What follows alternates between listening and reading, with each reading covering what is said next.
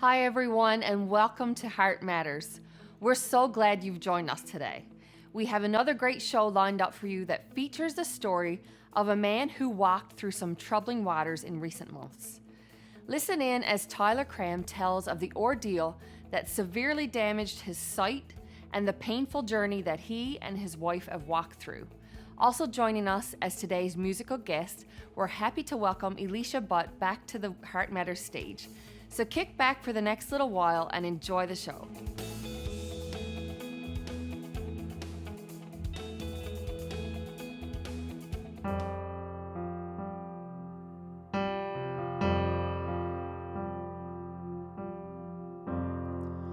Every hour, every second, every heartbreak, every blessing, you can have it all.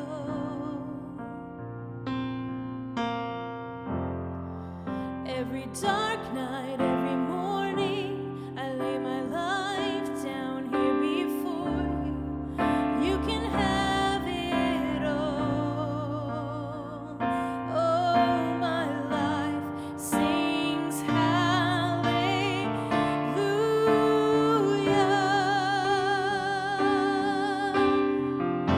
and I won't let the rocks cry out. I'll shout it from the mountain tops. Let everything I am reveal the glory of how great you are. And I won't let a breath go by and miss a chance to lift you high. Let everything I am declare the story of how great you are. Every failure, every question, let my worship be my weapon. You can have it all. Every hour, every second, let my spirit reach the heavens. You can have it all. Oh, I won't let the rocks cry out. I'll shout it from the mountain tops. Let everything I am reveal the glory of how great you are. And I won't let a breath go by and miss a chance to lift you high. Let everything I am declare the story of how great you are. How great you are.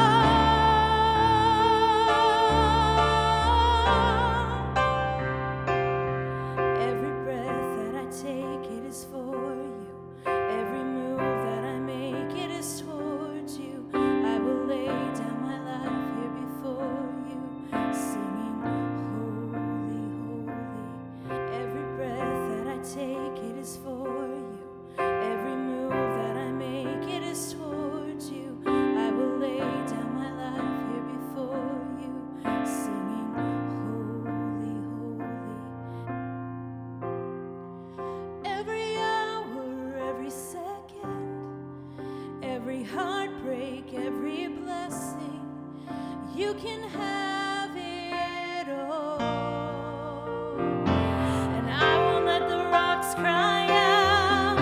I'll shout it from the mountain tops. Let everything I am reveal the glory of how great you are.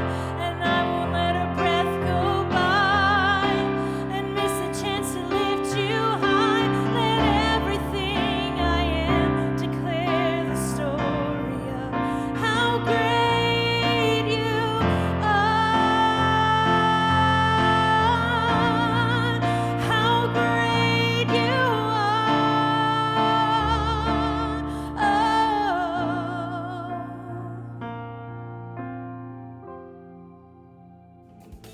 Heart Matters will return in just a moment.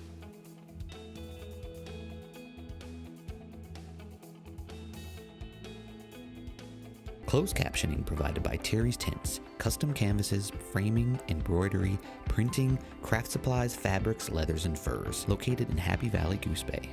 RE/MAX would like to say thank you for allowing us to be a part of the most important transaction of your life. Our mandate is giving back to the communities that serve us.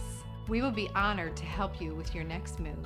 Call any of our offices today and let one of our RE/MAX agents go to work for you.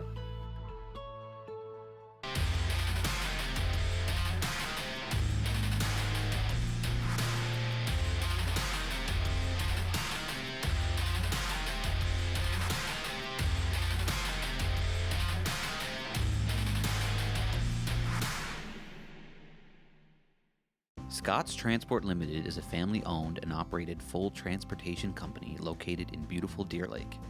In business for over 25 years and with a fleet of modern equipment and dedicated team, we service the growing needs of businesses from Newfoundland and Labrador to Ontario and locations in between. If it matters to you, it matters to us.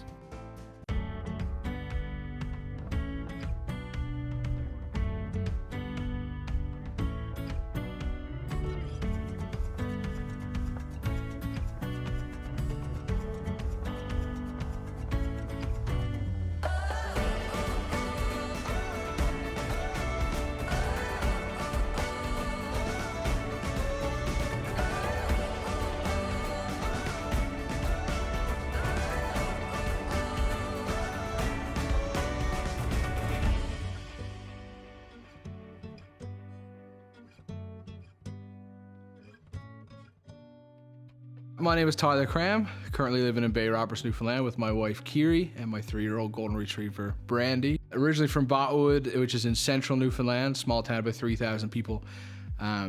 Grew up there my whole life, know everyone knows everyone sort of thing. Spent 6 years at the grocery store, so literally everyone knows me. I grew up in church there. It was a fairly big church when I was a kid.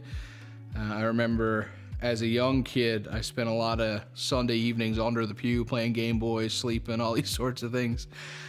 So I was 100% raised in church. I understood what it meant to have faith and what it meant to have a family of faith and all these sorts of things. Yeah, so I left Botwood. I went to Tyndale University, which is a Christian university in Ontario. I studied biblical studies and theology there for 4 years. Came back to Newfoundland to be a pastor. The job here in Bay Roberts came up as the lead pastor, and for whatever reason, just kind of felt God saying, "Hey, like this could be what's next for you." So we started here shortly after. My wife and I, she was taking care of the youth and kids, and I was the lead pastor, and it's been a phenomenal journey so far. We've had nothing but a good time here. The people are fantastic. The community is absolutely gorgeous. It's just a beautiful spot. So we're in our 4th year now. We started in 2018, so this is starting our 4th year. And it's honestly been the best decision we've ever made. I was walking from the church to the house, and in that time, I came down with a vicious fever, just like shakes, sweats, the whole 9 yards.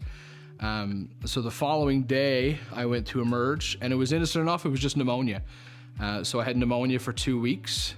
Like, it went away, but it didn't feel like I was perfect. You know what I mean? Like, it didn't feel like I was fully better. And from there, it just kind of snowballed into this crazy 3-month journey to try to figure out what in the world was going on with me.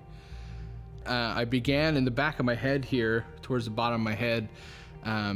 This pain just wouldn't go away. So I contacted my family doctor. She said it might be a sinus infection, so let's try something for that. I remember that was on a Wednesday. And then come that Friday, the pain was just unbearable. And I remember I called my wife that morning, and she could hear the pain through the phone. And so my wife got home that evening, the Friday evening. That Sunday morning, I was supposed to speak at church. That didn't happen. I believe my wife did it for me that morning. And then that evening, we went to a different emergency room, and I was admitted that evening for what they thought was potentially viral meningitis. I went in at 4:00 p.m., and I didn't leave for 5 days. I had heard a lot in my life, if your neck hurts, you get meningitis, and meningitis was always this like big scary word, right? It was just something you didn't want to get. It was something that was terribly bad for you, sort of thing. I was laid on the bed in Emerge, just kind of passing in and out because of the pain. It seemed to kind of have subsided, but again, same thing when the pneumonia left, it didn't really feel fully gone. I was taking Advil. At this point, I think I was taking Toradol maybe at this point, just a lot of different medications to try to subside it. And it just wasn't getting better. The pain was just crazy. And at this point, my blood pressure started to go up. I was experiencing some chest pain here. My vision had been a little bit wonky, a little bit weird. So we went to Emerge again, Emerge visit number 3. I had seen, I think, 4 or 5 different doctors at least. I told them all that I was having vision issues, head pain, chest pain, high blood pressure. And after 13 hours, they told me I was probably just stressed, and gave me more painkillers and sent me home again. And so my wife's mother, my mother-in-law, she's a nurse. So Christmas Eve, we packed up and we went to central Newfoundland where they are, because we thought it's better to be with her than by ourselves here in Bay Roberts. And so we did. I spent Christmas Eve and Christmas Day in a dark room in the basement, couldn't handle any light. We thought maybe it was a migraine. We thought maybe the meningitis never went away. You're racking your brain, right, trying to figure out what's going on. And so Christmas Day, I think I slept a total of 18 or 19 hours in this dark room in the basement and had my eyes completely covered up because I couldn't handle any amount of light. And I began to notice that when I covered my eyes hurt to touch, which was concerning, of course. So then Boxing Day, the 26th of December, I went into Emerge again, in Gander this time. My blood pressure was 180 over 110. And he said, it looks to me like you never had meningitis. He said, I think you may have had encephalitis, which is similar to meningitis, but it affects a different part of your head. He says, so what you need to do is go home and drink water, and it'll go away on its own. I thought, okay, that's a little bit strange, but you're the doctor, so I suppose so. So Boxing Day, we went home, and the pain was just unbearable. At this point, I was having double vision, so I had an eye patch on to kind of control that a little bit. Everything was blurry. I couldn't look at much without throwing up. It was bad. So then we went to my family's house because it had been a long time since I've seen my family. At this point, I'd been through a hospital visit, pneumonia, so they were a bit anxious to see me. So we packed up. We went to Botwood again. I knew there were people literally across the country praying for me. There was people messaging me constantly, messaging my wife, messaging my family, my in-laws, everyone just telling me they were praying for me. So I knew I had a lot of support. I knew I had a lot of prayer. And so at this point, my wife had posted on Facebook just kind of looking for some advice, looking for anything really, just kind of grasping at straws. Friends of ours in St. John's, their neighbor is an optometrist. And so they had decided to chat to their optometrist neighbor about my situation. And the optometrist said maybe they should go try to see an optometrist because maybe they'll see something. And so my wife called the optometrist in Grand Falls. The optometrist in Grand Falls said, you know what, we usually don't take emergencies from people who aren't clients. But I just happened to have a cancellation for this afternoon. She said, I kind of got a gut feeling that I should get you guys in. And so she took us in. If she spent 30 seconds looking in my eyes, you're lucky. And she looked in, she said, you need to get to Emerge right now. And so she wrote me a letter to give to the triage nurse. She called the ophthalmologist at the hospital herself and said, you need to meet this guy at the hospital. At this point, the nerves in my eyes were severely swollen. The pressure that had built up in my head was pushing against the nerves in my eyes, so the blood circulation was cut off to the nerves, and the nerves were just dying off. And the muscle here on my right side of my eye had stopped working, and so this eye was starting to turn in, which is where the double vision was coming from. And then he told me something that you probably never really want to hear a doctor say. He said, in my opinion, he said the damage that's done is most likely permanent to your vision. And obviously that kind of sends you in a little bit of a tailspin, right? You kind of panic, you kind of worry, because I really couldn't see much at all. My wife had to walk me into Emerge or I wouldn't have been able to get in, sort of thing. Even though I was in an insane amount of pain, I still kind of felt at peace with the whole thing, which is really weird to say. But I was never really panicked. Even when the doctor told me that I might not get vision back, even then, like, I was kind of like, yeah, but maybe, you know? So from there, we went home again. We had an appointment with the neurologist first thing in the morning because it was fairly late in the evening at this point. At this point, it was the worst that it's ever been. And I was in and out of consciousness because of the pain. And so I don't remember much about the evening, but my wife tells me that in the bed that night that I said my final goodbyes to her. I remember the feeling that I wasn't going to make it through the night. So the next morning, we got up and went to see the neurologist. He did some tests. He sat me down. He said, okay. He said, I'm going to give you another diagnosis. He said, everything up until this point, in my opinion, has been wrong. He said, I know you don't really want to hear another diagnosis. He said, but I'm going to give you one. He said, you have benign intracranial hypertension, which means that my brain thinks I have a brain tumor, and so it's creating extra brain fluid to protect against a tumor that's not there. And because there was so much fluid, it was just getting stuck. And so the pain was because of all this pressure. There was so much fluid in my head. And so they spent 40 minutes just draining fluid off my spine. And the immediate relief of pressure was overwhelming. I lit on the table and cried because it was the first time I hadn't been in pain for months. I don't know how I would have did it without my wife there. Kiri was by me every step of the way. She was a huge support in all this. So her and I went back to Botwood. And, you know, I was terrified that this was it for me, that I was, you know, how was I supposed to work if I couldn't see? How was I supposed to live if I couldn't drive, if I couldn't cook? Even though I was having these questions and these doubts, I still felt like I wasn't alone. I still felt like God was there with me. Partly, I'm sure, because there was so many people praying for me, so many people reaching out. Man, I had people who I've never even met before call me and just tell me stories about how they went through similar things with vision and how God restored their eyes, and just pray with me over the phone. And man, it was absolutely incredible. But I did really struggle for the first couple weeks. When the third week rolled around, there was some incredible improvement in my vision, in the way my neck was feeling, in the way my headaches were kind of going away. And I began to realize that, you know, I wasn't alone, that God was there, and he was with me, even though I couldn't see it, even though I was still doubting it a little bit, that he was still there and still working. Even when I look back at the story now and I see how the optometrist didn't really take clients that weren't hers, but she had this feeling that she should.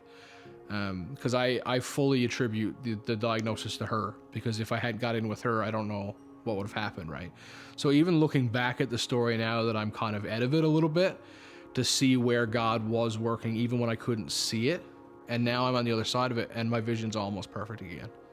Even if we can't in the moment pinpoint what he's doing or where he's doing it, you don't have to have all the answers, you don't have to have it all together. There's still a strange peace that you're going to be okay. We appreciate all of you tuning in each week, and we'd love to hear from you. Send us an email or a message through social media telling us what you've enjoyed about the show, or give us a suggestion for an upcoming episode. And if you follow us online, you can keep up to date with the upcoming events and info. Still to come on today's show, The Bottom Line with Mike Freake, and more music from Eleshia Butt when Heart Matters returns.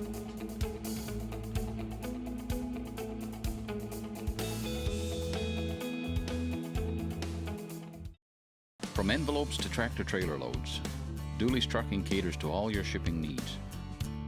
Capable of meeting all your shipping requirements throughout Newfoundland, Dooley's Trucking is your choice for fast and efficient delivery. Ship with the best. Ship Dooley's.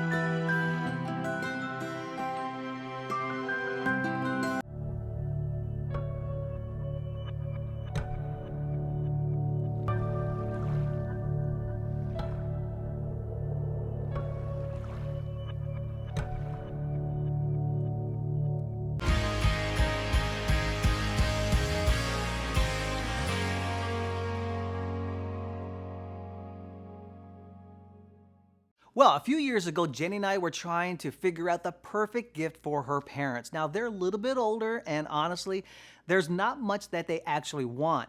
So we started to put some thought into something that we could get them that would at least be meaningful. So they're from the little small fishing community of Leading Tickles, and their house is overlooking the bay. So we thought, well, let's get them a beautiful picture of the bay with a scripture verse on it that they can hang on the wall and look at it every single day, no matter where they're living. So we went through picture after picture after picture of the bay, trying to find the perfect one. Well, we eventually found the one where the water was calm, the boat was floating peacefully while it was connected to the wharf, and it was perfect. So we decided to order it, and we put a really nice Bible verse on it, and we waited patiently for the picture to arrive. Well, the day came, and the box arrived, and we opened it. We couldn't wait to see what this picture was going to look like. We opened the box, and needless to say, it wasn't what we ordered. And instead of the beautiful ocean, we received this picture. Now, I'm not sure if you can tell or not, but this is not Jenny and I, and definitely not the picture of Leading Tickles. Now, I'm sure this is a great couple, but it's not what we were expecting. And after a few chuckles, she contacted the company, and we figured everything out. Let me ask you this. Have you ever prayed to God for something and you expected God to answer in a particular way or within a certain time frame, and you ended up getting something completely different than what you expected or thought He would or should do? I think at some time or another we've all experienced this. You pray and you ask and you plead with God, and then what shows up at your door is nothing remotely close to what you expected. Maybe what showed up was a tragedy. Maybe sickness showed up at your door. Perhaps a broken relationship or uncertainty about your future, and you're thinking, God, this is not what I wanted or expected. But here's what I think we all need to be reminded of today, is that very often God takes our disappointments and frustrations to bring about His purpose in our lives. There may just be a purpose for your pain, and there could very well be a reason in the disappointment. There is nothing and no one that God cannot use to bring about His divine purpose in your life. God can use whatever pain you're facing or whatever circumstance that you're walking through right now to bring about His purpose in your life. Someone once said this, that destiny is often entered through the door of disappointment. Now, is that ever true? So whether that's a recent diagnosis, a struggle that you're going through, a weakness in your life, a sickness that you're trying to live with, it may be what someone did to you. It might be your pain. It might be your hurt. It might even be your past. But if you allow God, He can take the circumstances and the problems of your life to shape you and mold you into the person that He wants you to be. God can take your mess, and He can take your misery, and He can make it into a message of hope. Because here's the bottom line today. The unexpected thing that showed up at your door might very well be the thing that God uses to rewrite the story of your life.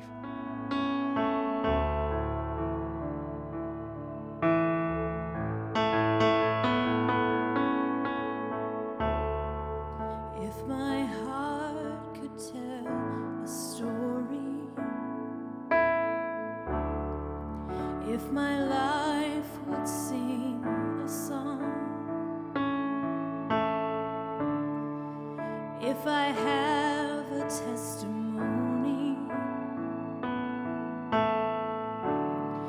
if I have anything at all,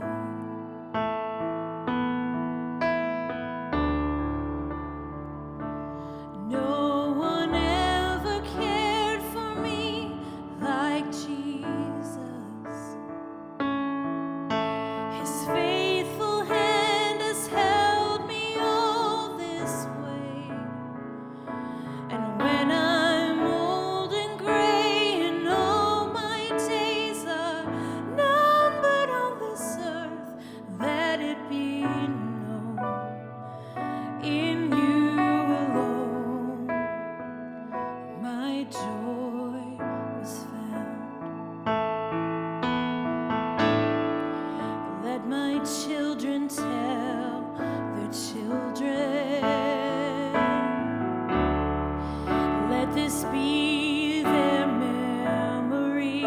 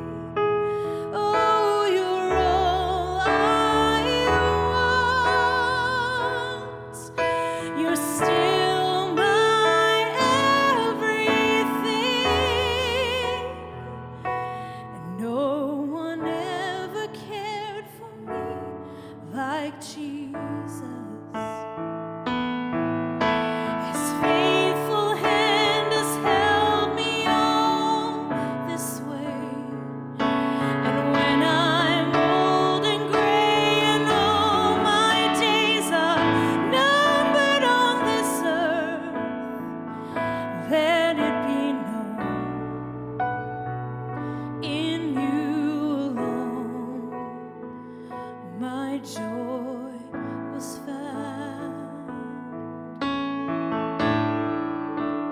And let it be known in you alone, my joy was found.